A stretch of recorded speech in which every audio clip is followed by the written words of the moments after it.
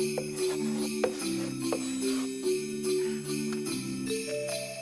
everybody, welcome to the Story Lab. This week we're talking about Christmas while we take a look at the story of some guys who spent more than a year celebrating Christmas. We can just leave the tree up all year, right?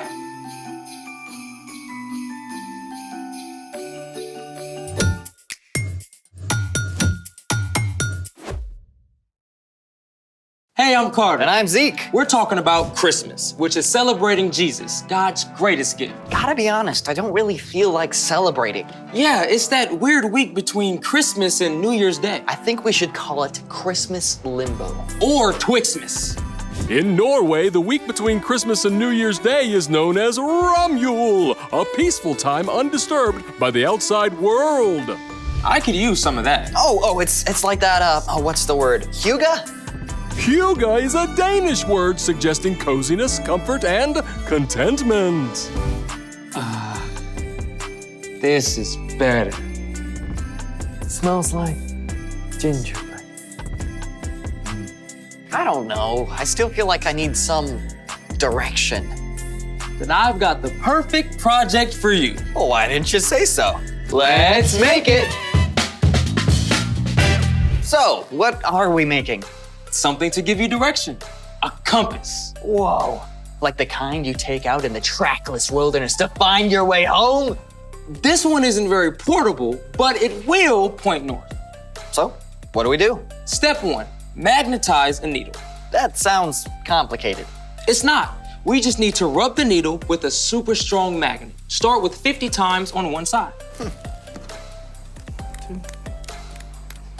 7, 8, 9, 50. Huh. Are we done? Nope.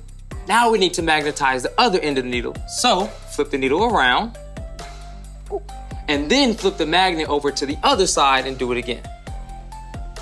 Done. There you go. Step 2, cut a cork so it's 1 or 2 centimeters thick. You'll want a grown-up to help.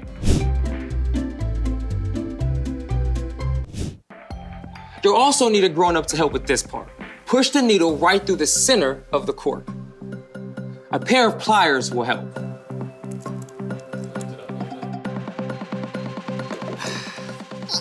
What's next? Actually, this is it. That's the whole compass. Yep, we just need a big bowl of water. Final step, drop your compass in the water and watch it find north. Wait, how will we know if it's actually pointing north? Like this. Oh, a compass.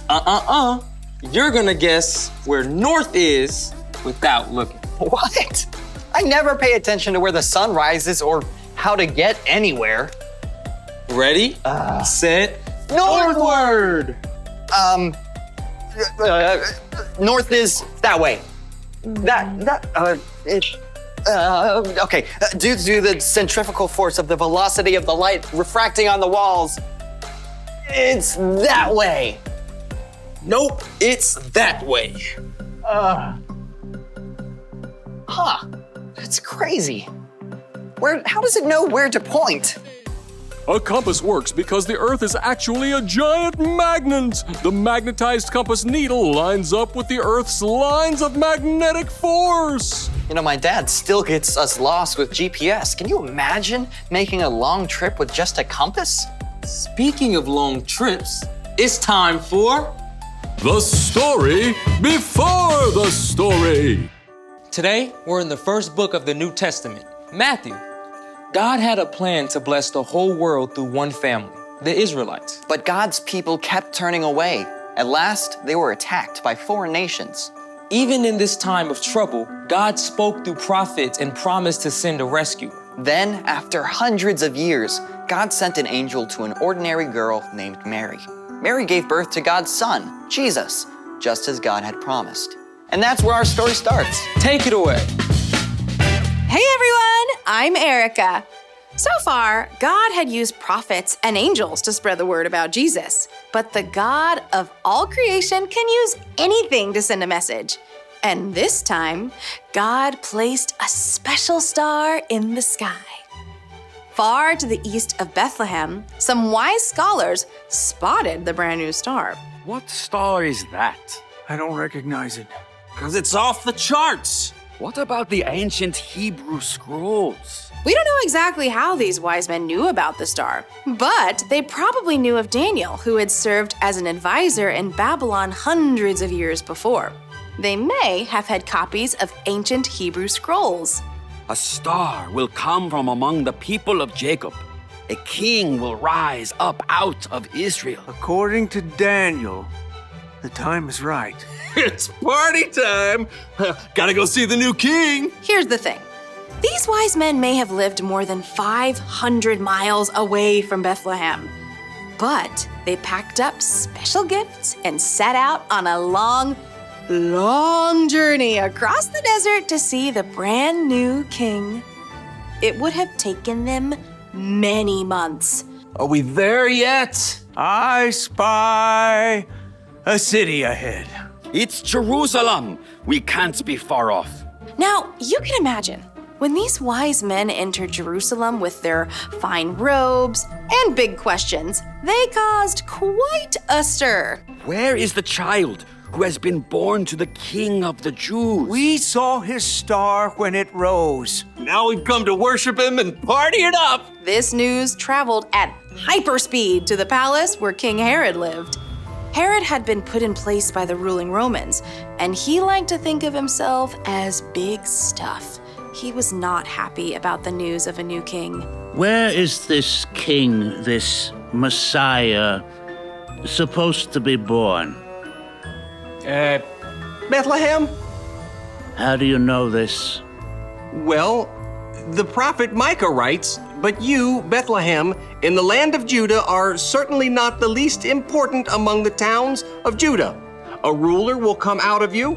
He will rule my people Israel like a shepherd." A ruler? Huh. Oh, really? Well, let's get these, wise men in here. The wise men were brought to stand before Herod. At what precise moment did this star appear? At the perfect moment in time. Just as it was foretold. Yeah, you wanna come and party with us? Go to Bethlehem and search carefully for the child. As soon as you find him, you report him to me. Then I can go and, worship him. Bethlehem was only about 5 miles from Jerusalem. The wise men must have been so thrilled to be so close.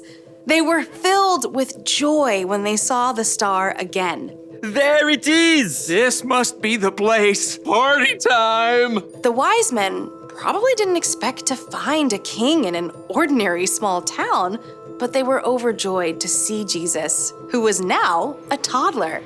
They bowed low to worship him. Please accept these gifts. I've brought gold. My gift is frankincense. I've brought myrrh. Don't try to spell it. These are gifts for a king. Exactly. These wise, important scholars didn't hesitate to give their worship and the best that they had to celebrate Jesus. That night, God warned them in a dream not to return to Herod. Whew! So, they went home by a different road. The end.